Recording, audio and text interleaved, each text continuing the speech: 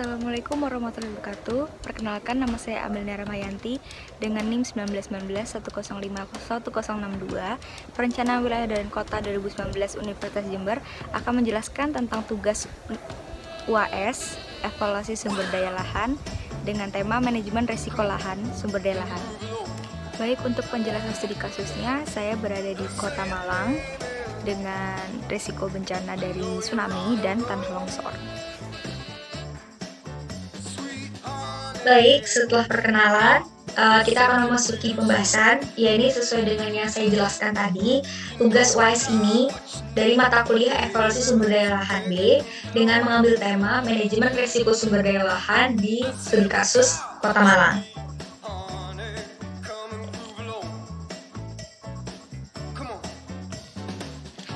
Untuk dosen pengampu di mata kuliah evaluasi sumber daya lahan ini ada Bu Rinda Apiah STMT dan Pak Rendra Supurwo Aji STMT.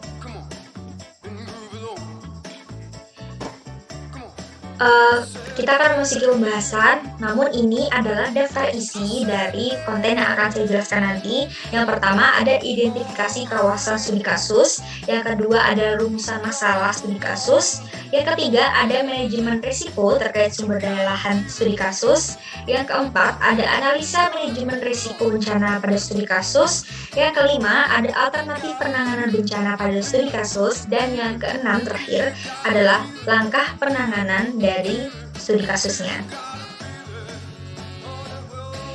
Oke, kita masuki bab pertama, yaitu identifikasi kawasan. Sebelumnya kita akan masuk di latar belakang. Setelah dijelaskan sebelumnya, saya mengambil studi kasus di Kota Malang.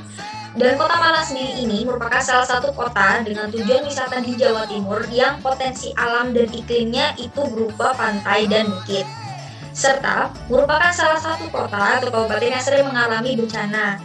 Berdasarkan data dan informasi dari Bencana Indonesia, Kota Malang ini merupakan daerah yang memiliki potensi tinggi untuk bencana tsunami dan tanah longsor.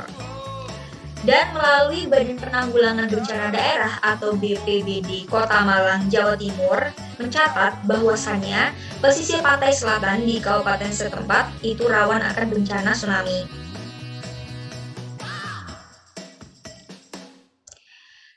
Kabupaten Malang atau Kota Malang sendiri juga merupakan yang memiliki banyak lereng terjal terutama di bagian timurnya, karena daerah ini memiliki potensi bencana alam yang tinggi yang telah saya sebutkan sebelumnya, ada tanah longsor dan tsunami. Dengan menelusuri daerah-daerah yang menyebabkan terjadi tanah longsor itu, kita akan membahas bagaimana meminimalisir kerugian yang ditimbulkan dari lahan maupun dari sekitarnya. Oke, kita akan memasuki bab ini, yaitu identifikasi dari kawasan studi kasus.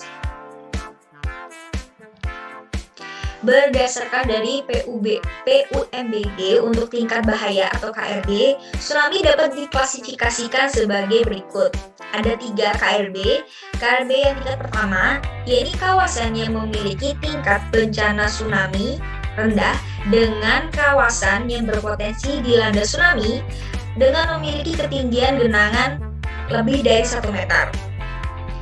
Untuk KRB tingkat kedua, yaitu kawasan yang memiliki tingkat rawan bencana tsunami sedang dengan kawasan yang dilanda memiliki genangan 1-3 meter dengan intensitasnya 5-6 atau dikategorikan sebagai tsunami yang sedikit merusak.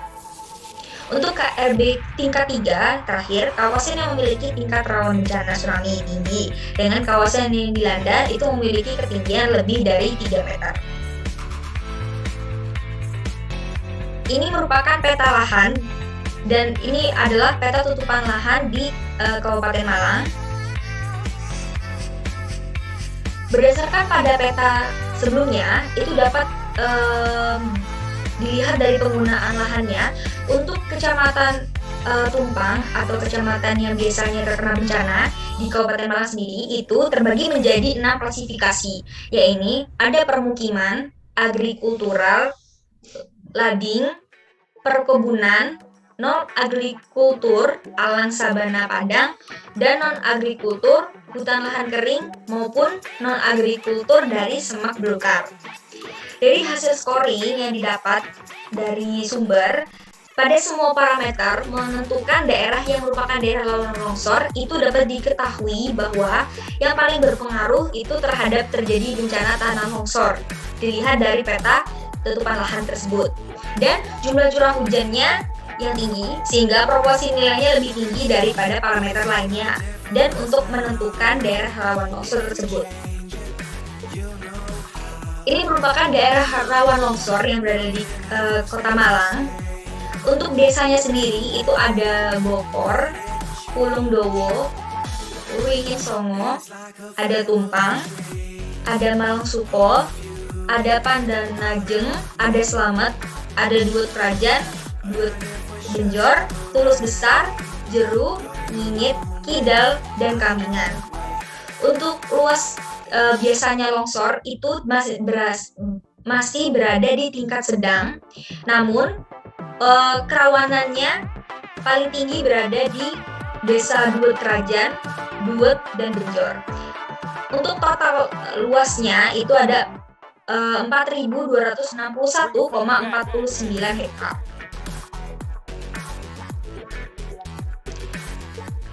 Kita akan memasuki rumusan masalah. Untuk rumusan masalah pada studi kasus yang saya sebutkan ada dua, yaitu bagaimana tingkat kerentanan bencana longsor di Kabupaten Malang dan bagaimana mengatasi daerah atau lahan yang rentan terjadi bencana longsor di Kabupaten Malang tersebut. Bab 3 yaitu manajemen risiko terkait sumber daya lahannya. Jadi, manajemen sumber daya lahan itu memiliki 4 proses. Yang pertama adalah tahap preparedness, yaitu pemerintah perlu menekankan pada keselamatan jiwa masyarakat di lingkungan wilayah bencana yang tertera. Yang kedua, itu tahap mitigation. Nah, kunci respon selama masa mitigasi itu meliputi keputusan tentang pengembangan ekonomi, kebijakan pemanfaatan lahan, perencanaan infrastruktur, yaitu seperti jalan, fasilitas umum, dan identifikasi penemuan sumber daya guna mendukung investasi tersebut. Yang ketiga ada tahap respons. Jadi koordinasi ini memungkinkan pemberian bantuan kepada masyarakat yang terkena bencana dan dapat diberikan secara cepat, tepat, dan efektif. Tahap yang terakhir, ini tahap 4, yaitu tahap recovery. Nah, tahap ini merupakan fase dari aktivitas berupa penilaian dan rehabilitasi kehancuran akibat dari bencana. Dan pada fase ini ditekankan pada proses pendistribusian bantuan. Berikutnya ada bab 4, jadi analisa manajemen risiko pada bencana. Untuk analisis manajemen risiko ada 4 analisis. Yang pertama itu penentuan zona risiko bencananya, bisa berupa titik zonasi atau berupa identifikasi. Yang kedua ada identifikasi faktor yang mempengaruhi terhadap kerentanan dari bencana. Yang ketiga adalah merumuskan zona kerentanan bencana, dan yang terakhir keempat adalah penentuan dari zona bencana tersebut. Yang kelima ada alternatif dari penanganan suatu bencana. Alternatif bencana ini ada 4. Yang pertama, pahami bencana. Jadi bisa mencari pengertian atau sumber-sumber jurnal terkait dengan bencana dan bahayanya, sehingga meningkatkan pendidikan terhadap bencana-bencana di sekitar kita.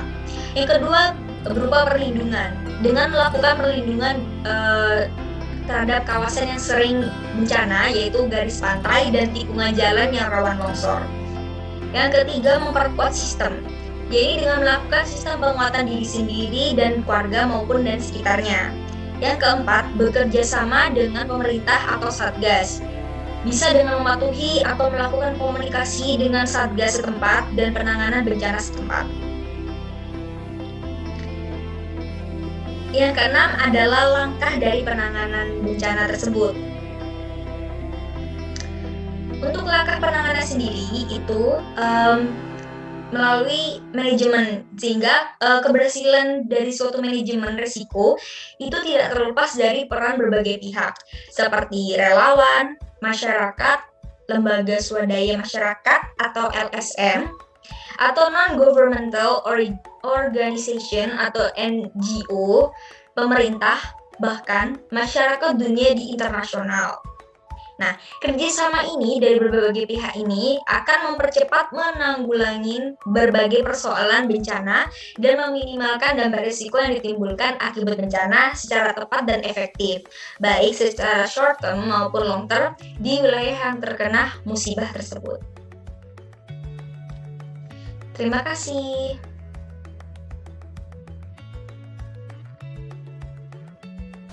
Itu saja yang bisa saya sampaikan. Kurang lebihnya mohon maaf bila ada salah kata maupun salah pengucapan. Saya akhiri. Wassalamualaikum warahmatullahi wabarakatuh.